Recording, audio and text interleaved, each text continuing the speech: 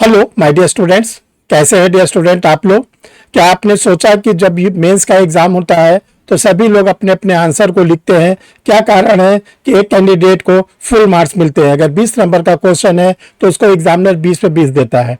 एक ऐसा कैंडिडेट होता है जिसको 20 में 15 नंबर मिलता है, और एक ऐसा कैंडिडेट होता है जिसको 20 में केवल 10 नंबर मिलता है, और एक ऐसा कैंडिडेट होता है जिसको 20 में 4-5 नंबर मिलते हैं। तो क्या कारण है कि 20 में 20 कैंडिडेट पाता है। आज इसी टॉपिक को लेकर आप लोग को ये वीडियो दिया जा रहा है। आप लोग के लिए यूपी एपीओ का मेंस की डेट फिक्स है। वो 28 जून से आप लोग का मेंस का एग्जाम होगा, जैसा कि उत्तर प्रदेश लोक सेवा आयोग ने अपने एडवर्टीजमेंट में बता दिया था। तो आज डियर स्टूडेंट आप लोग को ये विशेष चीज बताया जा रहा है कैसे करें यूपी एपीओ मेंस की तैयारी, और इसके लिए आपको 7 इंपॉर्टेंट टिप्स बताए जा रहे हैं। अगर इन इंपॉर्टेंट टिप्स पर आप विशेष फोकस करते हैं तो आप उसी कैंडिडेट की तरह हो जाएंगे जो 20 में 20 पाता है, यानी फुल मार्क्स पाता है।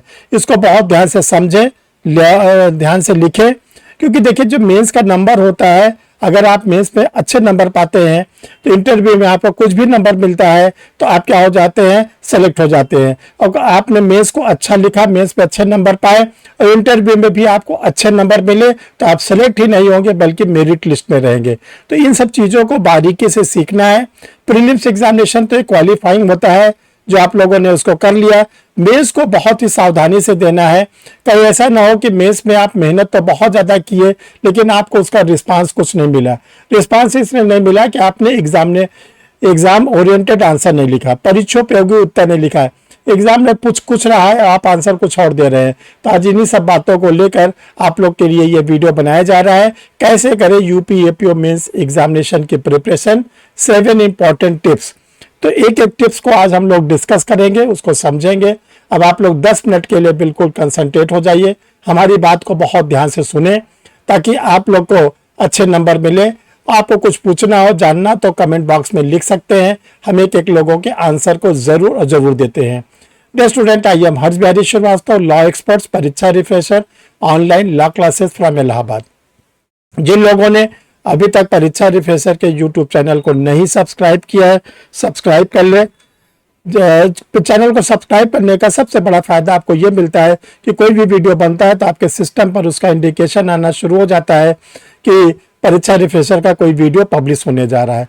चलिए डियर स्टूडेंट, बहुत ही कंसंट्रेट हो जाइए, तेजी से, सावधानी से, पेन कॉपी के साथ हो जाइए। अब आपको 7 इंपॉर्टेंट पॉइंट्स बता रहे हैं यूपी एपीओ मेंस को करेक्ट करने के लिए। तो डियर स्टूडेंट, 7 इंपॉर्टेंट पॉइंट्स में एक एक को हम लोग डिस्कस करेंगे। सबसे पहला पॉइंट, पेपर को 5 मिनट पढ़ें। देखिए, जब कभी आप लोग मेंस के एग्जामिनेशन में बैठे तो जब पेपर मिले तो आप हड़बड़ी मत करिए, तेजी मत करिए कि फट से आंसर लिखना शुरू करिए। पहले 5 मिनट का समय आप पेपर को दीजिए।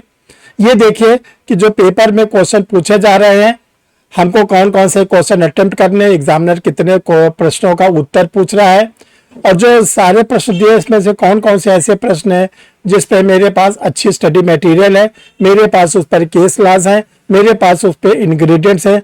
तो आप पहले सेलेक्ट करिए। तो इसके लिए आपको 5 मिनट का समय देकर पहले क्वेश्चन को सेलेक्ट कर लीजिए। अब आपने क्वेश्चन को सेलेक्ट कर लिया, अब अगला स्टेप आपका शुरू होता है, माइंड मेकअप करिए। माइंड मेकअप का मतलब है कि किस क्वेश्चन में क्या लिखना है, किस क्वेश्चन में। नंबर 2 आपको बताया जा रहा है माइंड मेकअप करना। आप अपने मस्तिष्क को एकाग्रचित करिए, बिल्कुल कंसंट्रेट करिए। ये जो क्वेश्चन लिखने जा रहे हैं उस पर पहले अपने माइंड में सेट करिए कि ये क्वेश्चन किस सेक्शन का है, उसमें क्या इंग्रेडिएंट्स हैं, उस पर क्या इलिस्ट्रेशन है, उस पर क्या केस लॉ है, उस पर क्या लीडिंग केस है, करेंट केस है, क्या क्या चीजें हम उस पर दे सकते हैं। तो पहले अपने माइंड को मेकअप करिए।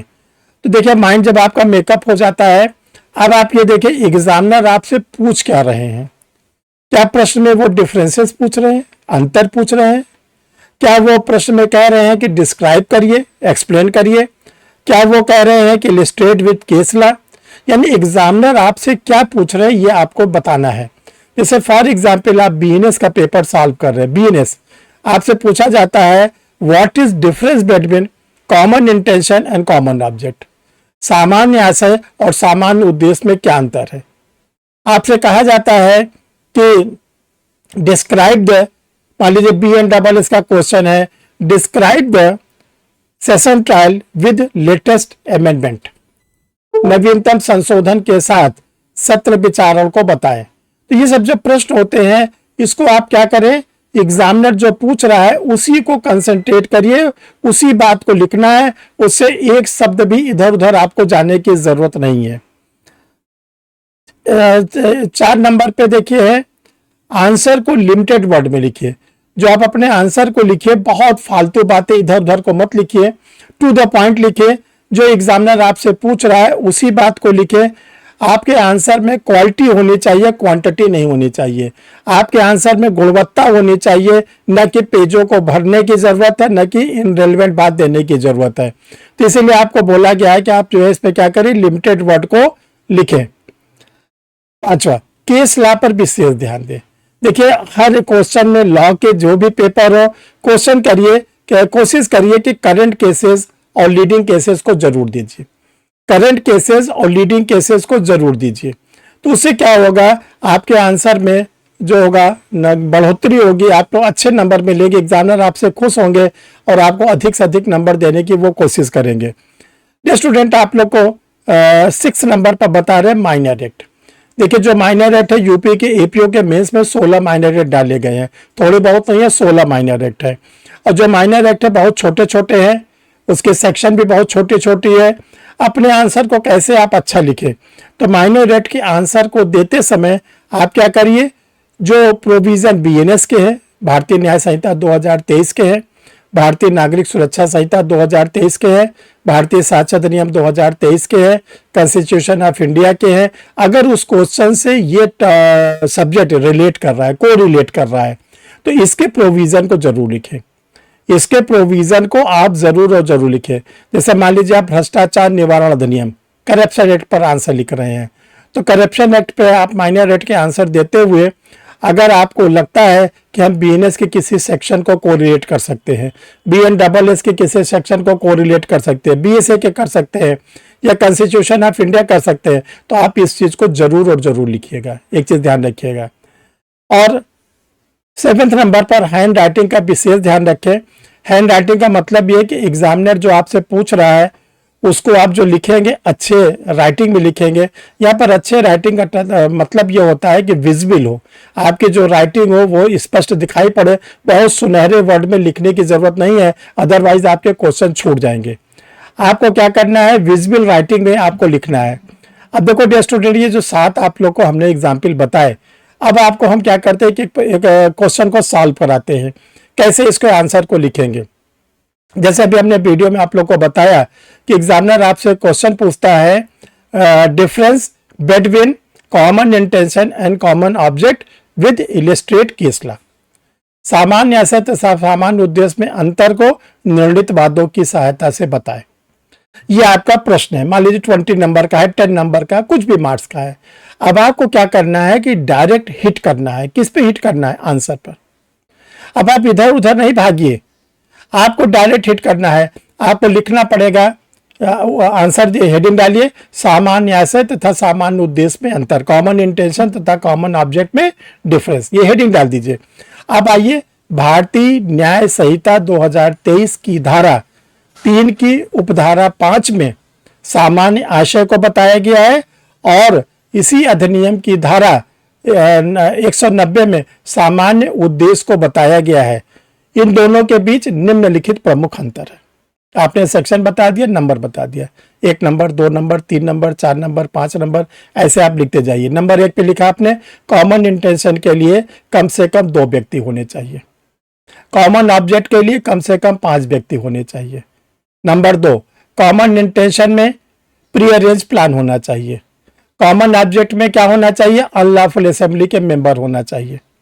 कॉमन इंटेंशन की जो सेक्शन है, सेक्शन 3 की सब सेक्शन 5, अपने आप में कोई ऑफेंस नहीं है, लेकिन जो धारा 190 है वो अपने आप में एक अपराध है।